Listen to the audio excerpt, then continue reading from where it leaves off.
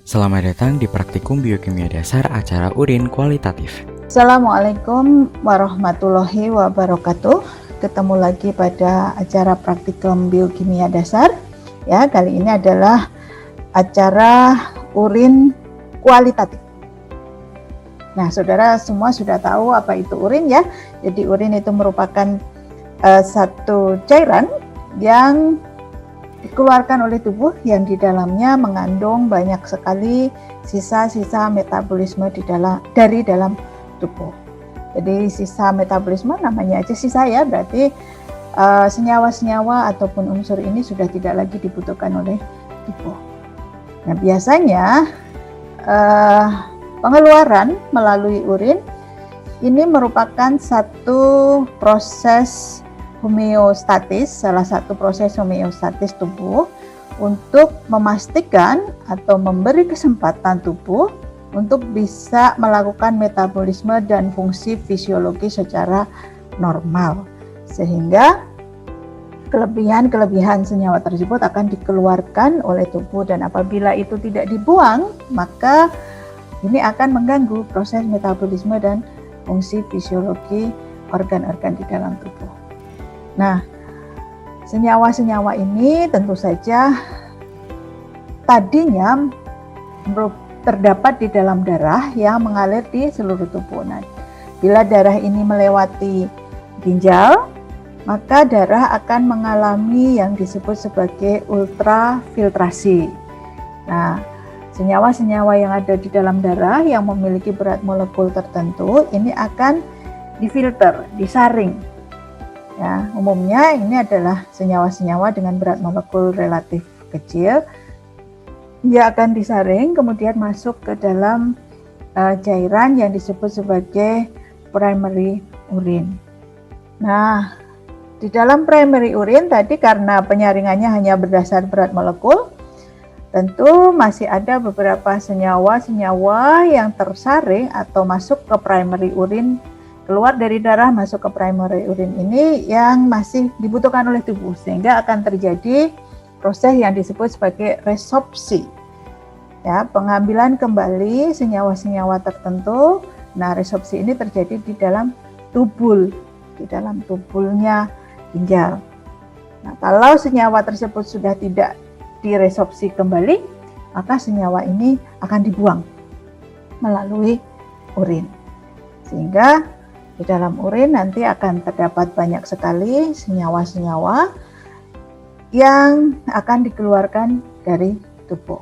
Nah, saudara nanti akan mencoba melihat senyawa-senyawa tersebut, beberapa dari senyawa tersebut melalui reaksi warna ya, yang akan mengindikasikan adanya senyawa yang akan saudara lihat nantinya secara kualitatif, walaupun sebenarnya dari metode uji tersebut bisa dikuantifikasi. Nah, kuantifikasinya bisa menggunakan spektrofotometer ataupun seperti halnya nanti pada uji urin kuantitatif, saudara akan melakukan kuantifikasi salah satu senyawa dengan menggunakan metode titrimeter.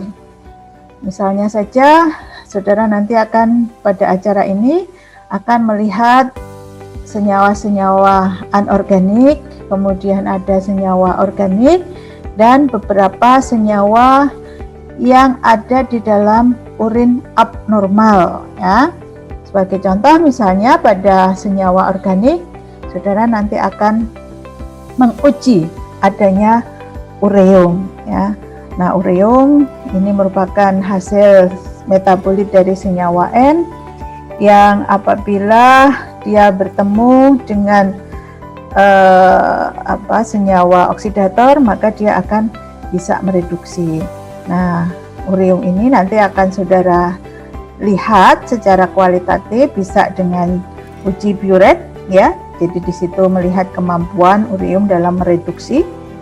Kemudian juga bisa saudara lihat adanya ureum di dalam urin itu dengan uji enzimatis. Nah, ini saudara nanti akan menggunakan enzim yang terdapat dalam kedelai ya, urease yang ada dalam kedelai.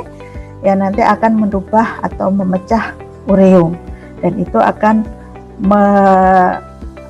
menyebabkan terjadinya perubahan warna di dalam tabung reaksi saudara. Nah, warna ini nantinya kalau saudara tera itu bisa dipakai untuk kuantifikasi sebenarnya. Nah, karena ini dihubungi dasar, maka dasar-dasar reaksi ini perlu saudara pahami sebelum nantinya ini bisa saudara terapkan pada penelitian berikutnya ya.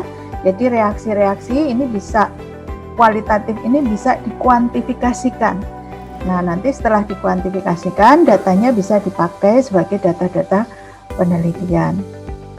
Nah, dari sini saudara nanti akan belajar tentang basic bagaimana melihat senyawa-senyawa, baik itu senyawa organik maupun senyawa anorganik yang ada di dalam urin. Kemudian saudara juga akan melihat beberapa senyawa-senyawa yang abnormal ya, yang mestinya senyawa tersebut tidak ada di dalam urin. Nah, nanti akan ada acara urin abnormal ya. Jadi di sana misalnya saudara akan melihat pada uji Heller saudara akan melihat adanya protein di dalam urin ya.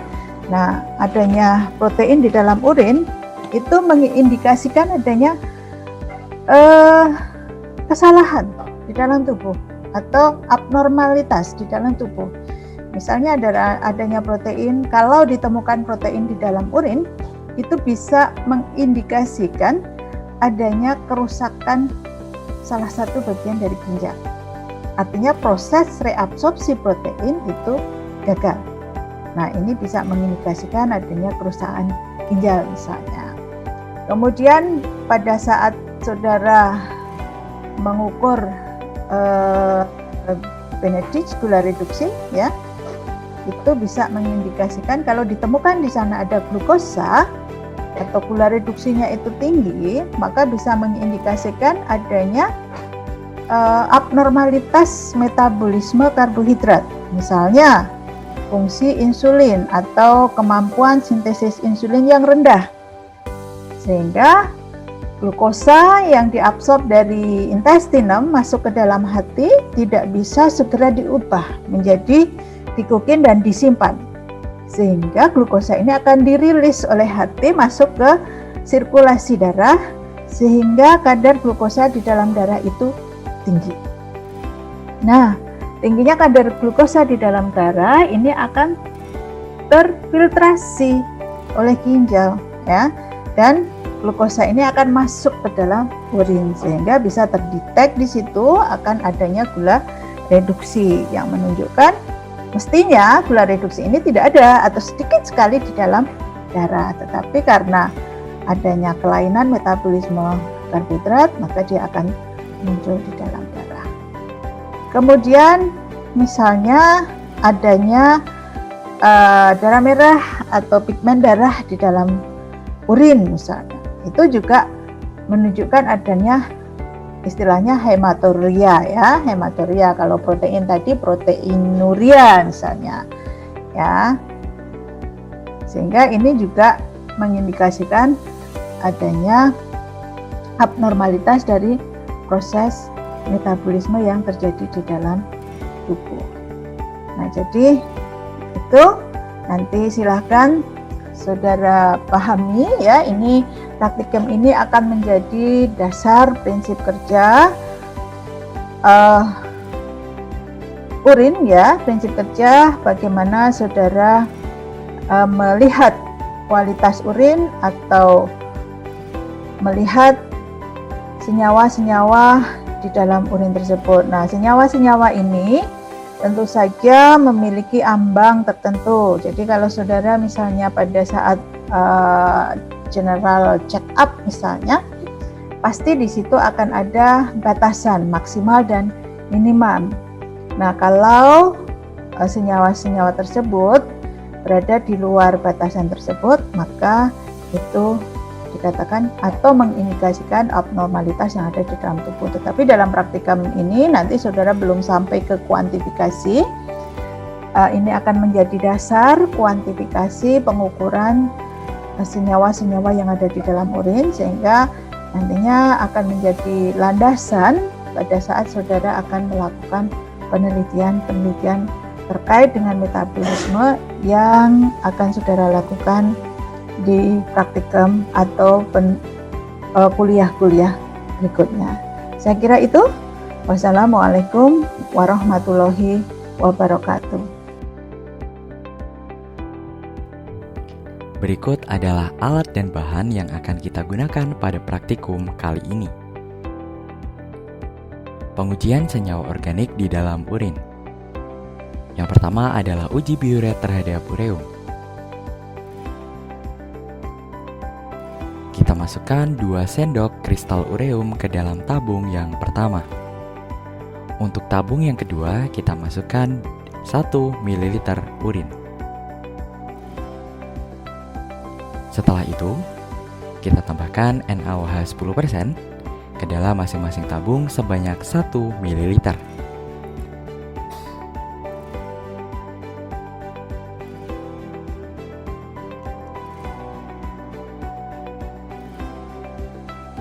Lalu, kita tambahkan CuSO4 0,5% sebanyak 1 ml.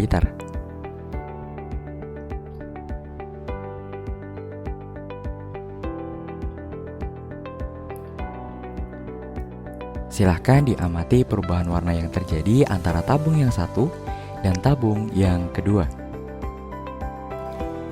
Uji yang kedua adalah uji enzimatik terhadap ureum. Untuk tabung yang pertama, kita tambahkan 2 ml urin. Sedangkan untuk tabung yang kedua, kita tambahkan 2 ml Aquades.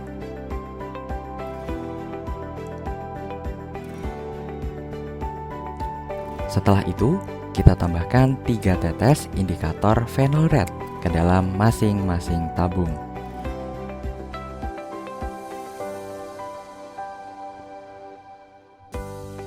Lalu kita tambahkan Na2CO3 2% sebanyak 1 ml pada setiap tabung.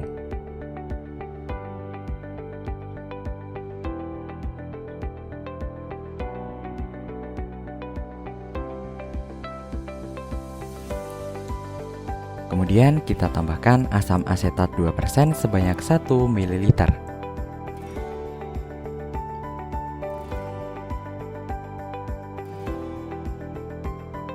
Kedua buah tabung kita panaskan dengan water bath dengan suhu 60 derajat Celcius selama 5 menit.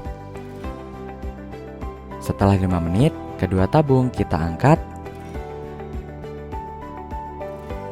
Kemudian kita tambahkan tepung kedelai kepada 2 buah tabung tersebut.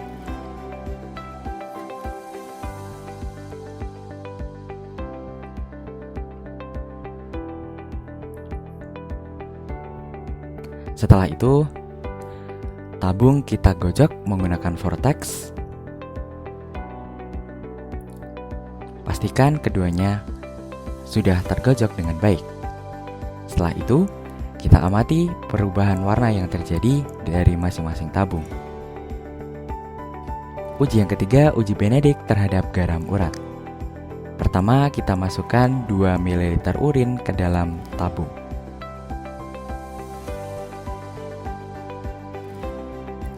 Selanjutnya, kita tambahkan 3-5 tetes reagen Benedict.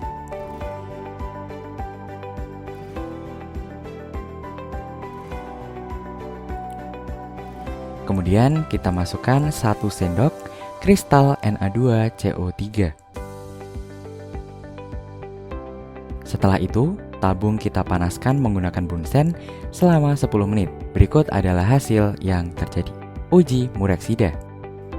Kita siapkan 2 buah cawan porselen, kemudian kita tambahkan 3 tetes HNO3 pekat ke dalam setiap cawan porselen. Setelah itu, untuk cawan porselen nomor 1 kita tambahkan asam urat seujung sendok.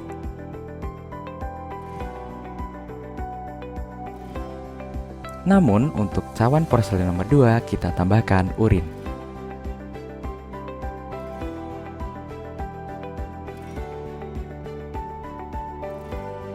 Kemudian cawan porselen kita panaskan menggunakan bunsen. Setelah itu, kita tambahkan dengan NH4OH sebanyak 3 tetes.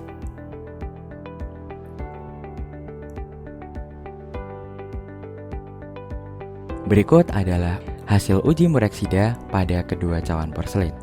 Uji daya mereduksi asam urat. Asam urat kita masukkan pada tabung yang pertama.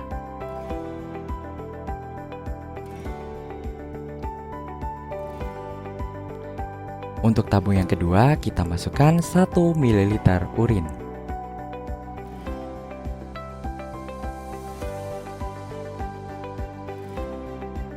Kemudian kita tambahkan 1 ml Na2CO3.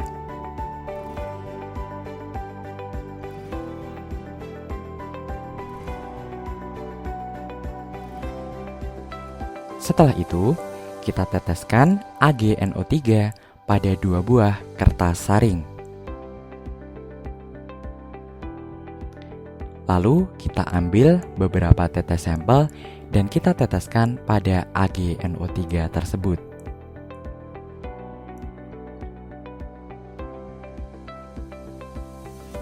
Berikut adalah hasil uji daya mereduksi asam urat. Uji pikrat. Dimasukkan 1 ml asam pikrat jenuh.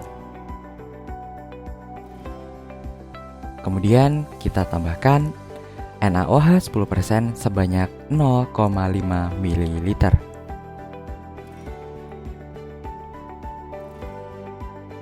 Kemudian larutan kita bagi menjadi 2 tabung. Setelah itu, untuk tabung yang pertama kita tambahkan 3 ml Aquades.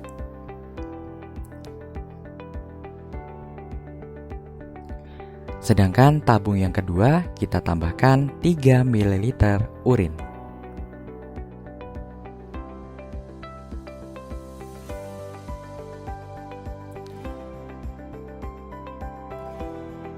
Amati dan catat perubahan warna yang terjadi.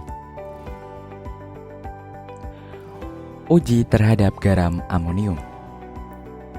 Sebanyak 2 ml urin kita tambahkan ke dalam tabung reaksi. Setelah itu, kita tambahkan dengan indikator PP atau indikator phenolphthalein.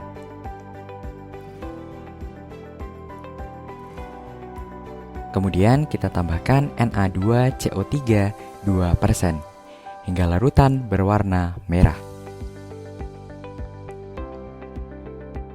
Setelah itu, larutan kita panaskan dan uapnya ditampung pada kaca yang telah dibasahi oleh indikator PP. Amati warna merah muda yang terjadi pada kaca. Zat-zat anorganik dalam urin. Yang pertama adalah uji klorida. 1 ml urin kita masukkan ke dalam tabung reaksi. Setelah itu, kita tambahkan 3-5 tetes HNO3 pekat.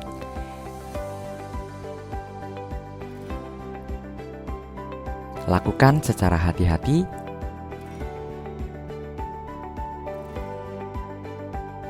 Kemudian kita tambahkan 1 ml AgNO3.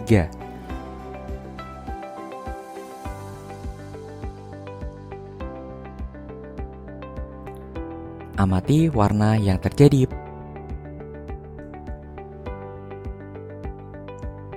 Kemudian kita tambahkan larutan Na4OH secara berlebihan.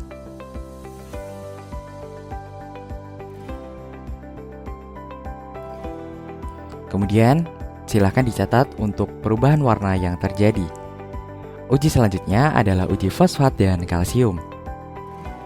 Sebanyak 10 ml urin kita tambahkan ke dalam tabung reaksi.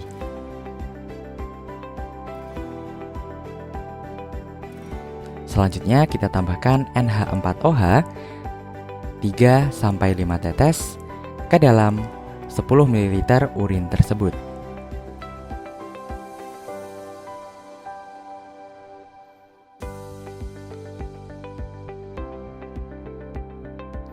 Selanjutnya, larutan kita didihkan menggunakan penangas dan larutan kita saring menggunakan kertas saring. Setelah itu, endapan kita cuci menggunakan Aquades.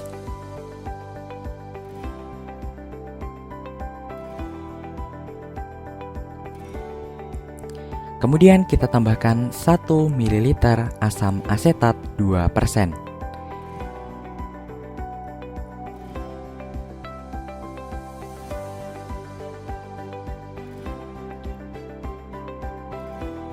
Larutan kita bagi menjadi 2 tabung.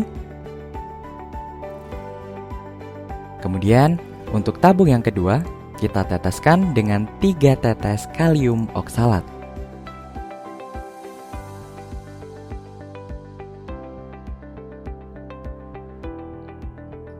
Untuk tabung yang pertama, kita tambahkan dengan 1 tetes HNO3 pekat.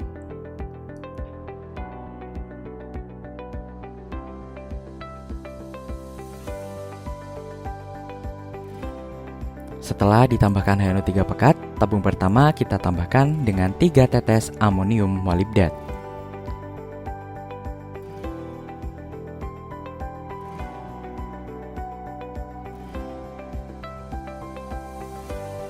Untuk tabung yang pertama, kita panaskan menggunakan bunsen. Kemudian kita amati warna antara uji fosfat dan kalsium. Selanjutnya uji sulfat. Sebanyak 1 ml urin kita masukkan ke dalam tabung reaksi. Setelah itu kita tambahkan beberapa tetes HCl encer.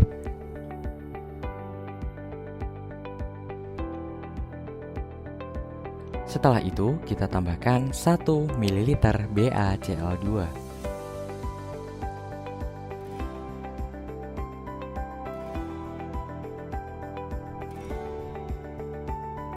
Kemudian amati warna yang terjadi. Ketiga, keabnormalan dalam urin. Uji yang pertama, uji Benedict terhadap urin abnormal. Pertama, kita siapkan urin abnormal. Kemudian, kita masukkan 0,5 ml urin abnormal ke dalam tabung reaksi.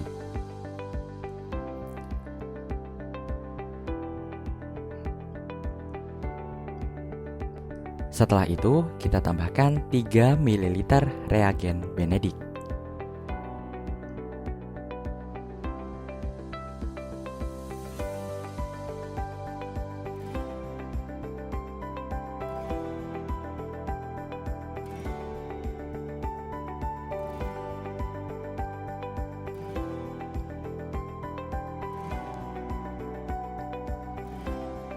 Lalu, larutan akan kita panaskan menggunakan bunsen. Pastikan menggunakan penjepit tabung. Berikut adalah hasil perubahan warna ketika dipanaskan pada uji Benedict.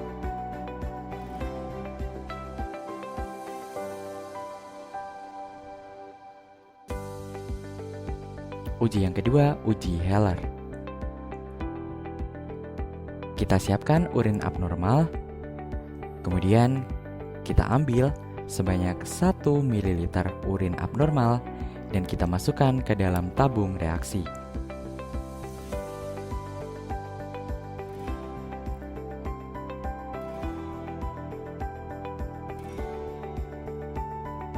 Lalu, kita tambahkan 1 ml HNO3 pekat ke dalam tabung melalui dinding tabung agar terjadi cincin warna pada tabung.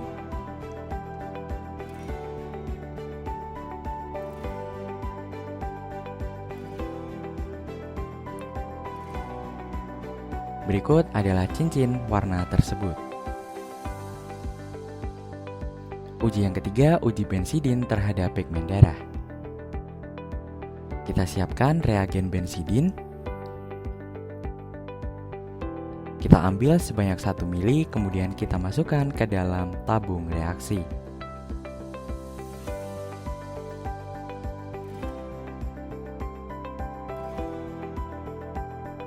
Lalu, kita tambahkan 1 ml pereaksi hidrogen peroksida atau H2O2.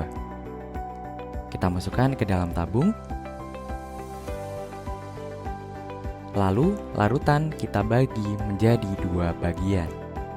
Untuk tabung yang pertama dan tabung yang kedua.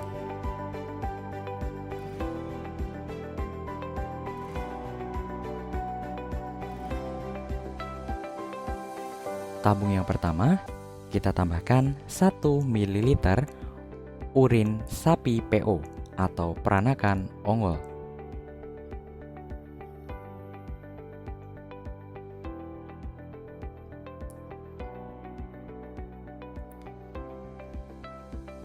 Sedangkan pada tabung kedua kita tambahkan urin abnormal. Jumlahnya sama 1 ml.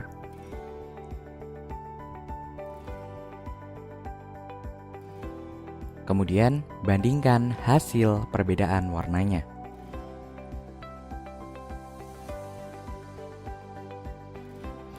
Uji yang keempat, uji gemelin.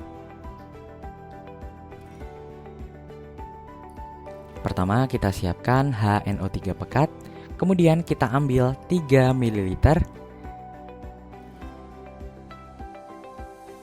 Kita masukkan ke dalam tabung.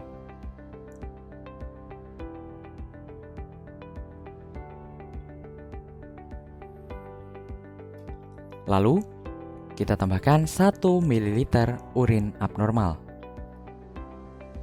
Pastikan melalui dinding tabung agar terjadi cincin warna. Berikut adalah cincin warna pada uji gemelin. Uji yang kelima, uji He untuk garam folat.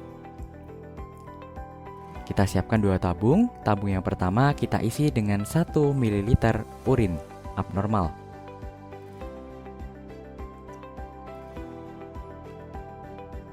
Kemudian untuk yang tabung kedua, kita tambahkan dengan 1 ml Aquades.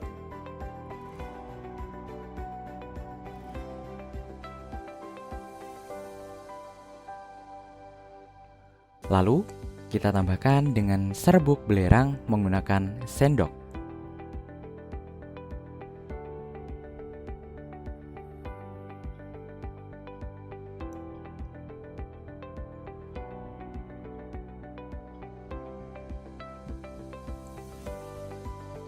Amati perbedaan hasilnya pada uji He. Uji yang keenam, uji Obermeyer terhadap indikan. Yang pertama, kita ambil sebanyak 4 ml urin abnormal, kemudian kita masukkan ke dalam tabung. Lalu, kita tambahkan 5 ml pereaksi Obermeyer.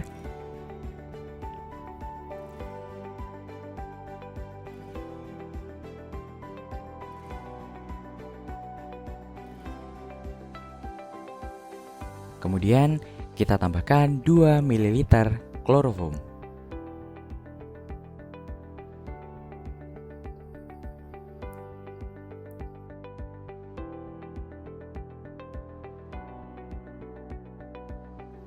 Larutan, kemudian kita amati hasilnya. Terima kasih, selamat berdiskusi dan tetap jaga kesehatan.